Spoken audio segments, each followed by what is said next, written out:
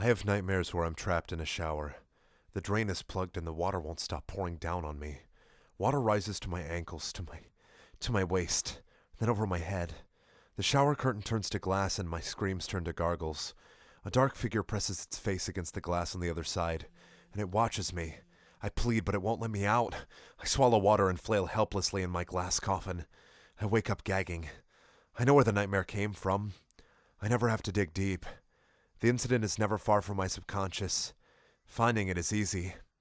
Getting over it is not. It was the summer of my 12th birthday when the Hudsons moved in across the street. 3 people, one of them a really old woman. She was tiny, frail, skeletal almost. Thin white hair, faded, blue flowery dress. Her head hung from her neck and it wobbled as the man pushed her up a makeshift wheelchair ramp into the house. At the time I couldn't figure out if she was alive or dead.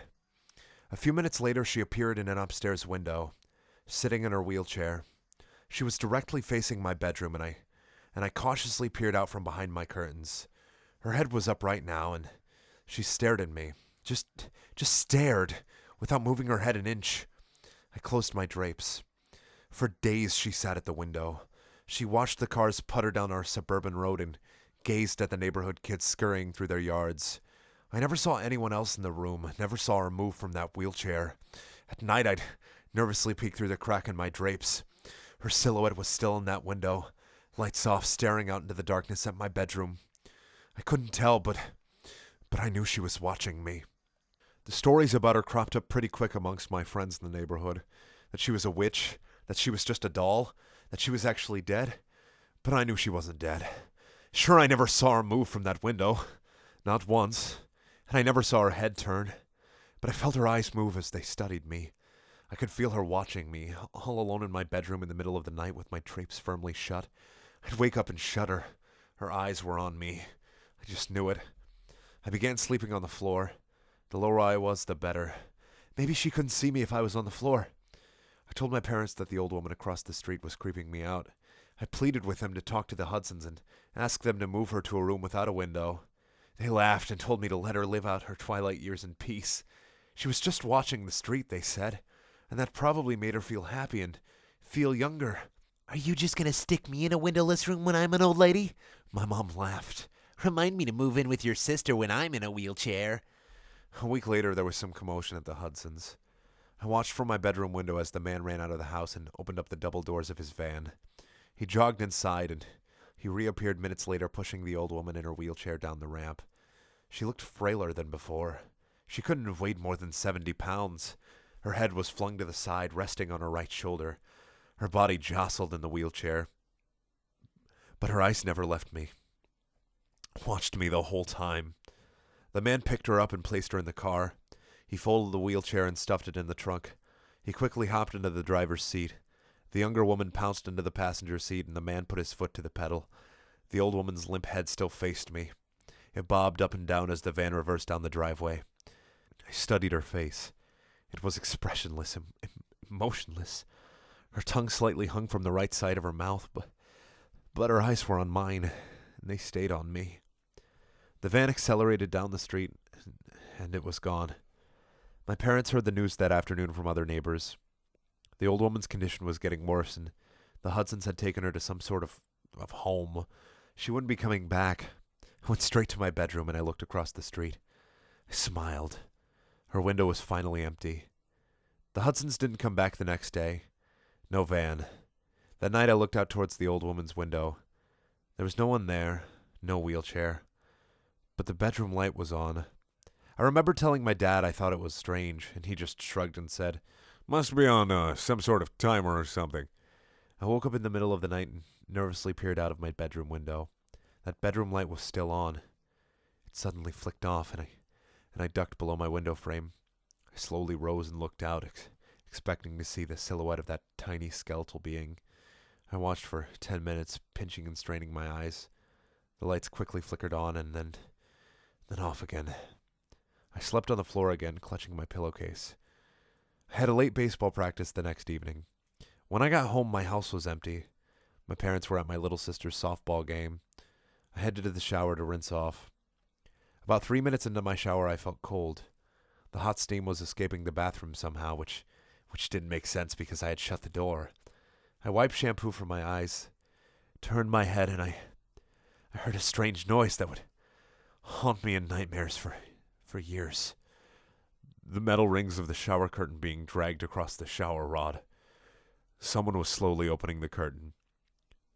The shampoo stung my eyes, and through the stinging I saw a dark figure behind the curtain. Long, pale, bony fingers gripped the curtain as it slowly opened. I instinctively backed up in the shower, and the curtain opened completely. There stood the old woman. I must have only looked at her for one, maybe 2 seconds. But at that moment, time stood still. All these years later, I can still draw you a vivid picture of the horrifying image in front of me. Disheveled white hair, crazy in her eyes, bones jutting out from under her stretched skin, stark naked, blotchy skin, warts all over her body, skinny breasts hanging to her waist, hair where I didn't know people could grow hair. She smiled grotesquely, and I felt the shower tile against my back and the hot water pound my face. In her other hand, the old woman held a letter opener. August, she mumbled. August, August, August. I leaped faster, knocking her tiny body to the floor. I ran downstairs naked and sopping wet. In my panic, I somehow remembered I was nude, and I yanked a pair of shorts out from the hamper of the laundry room, sending the hamper crashing to the floor. I hightailed it on foot down the street, eventually winding up at my friend's house. When the police arrived, they found the old woman crumpled to a heap in the bathroom. The shower was still running. The policemen were all really nice to me, admiring me for my bravery. I told them what she said to me, August, and asked me if they knew what she could have meant. "It'll be August in a few days," one of them shrugged. "You can never fully understand old and crazy, son." The Hudsons only came to our street once more to retrieve their stuff. The for sale sign was up in days. My mom told me that they couldn't face the neighbors for what happened. Apparently they had taken the old woman, the man's mother, to a special home downstate. Somehow, some way, the woman managed to escape the home and caught a bus back to our town. It never quite made sense to me. She was so old, so frail, so helpless. She could barely move those weeks she lived in that house. How had she managed to travel hundreds of miles on her own? Anyway, you can imagine what this did to me. I didn't shower for 21 years. I took baths, which I suppose aren't that different. It's still a tub and it involves hot soapy water. But a shower with its closed curtain, water peppering the tub floor and steam climbing the walls. You get lost inside your own head in the shower. Thoughts consume you and it feels so utterly safe. For a few minutes you're alone in the world. It's your own private, misty kingdom. But that's what makes a shower dangerous. You're enclosed, vulnerable, naked. You're exposed. I talked to people about it. My parents, a shrink, but mainly I tried to push the incident down, deep into places where I couldn't find it. I didn't talk about it with anyone since I was a kid. Life carried on. Besides the baths, I was pretty normal. A few months ago, something inside me clicked. I felt the urge to re-examine the incident. It was almost like a voice in my head was telling me to do it. My head wanted closure. I spent hours online one night, trying to track down any information on the Hudsons and the old woman. I finally found what I was looking for. An obituary for the old woman. She had died 4 years ago. Somehow that walking skeleton hadn't checked out for another 15 years.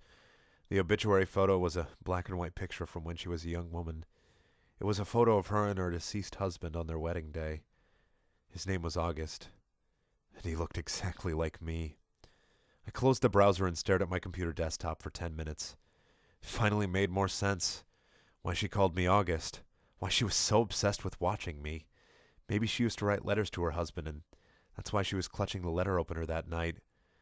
For a small moment, I felt a little better. Things always feel better when they make more sense. Honey, is everything okay? It was my wife. "I think so," I said. I took the first shower I had taken in years that night. I didn't even jump when the curtain rungs dragged across the shower rod and my wife entered. But as she embraced me under the hot water, one question wouldn't leave my head. How come the young woman in that wedding photo looks exactly like my wife? Thank you for watching. Please check out my other videos. They're also things.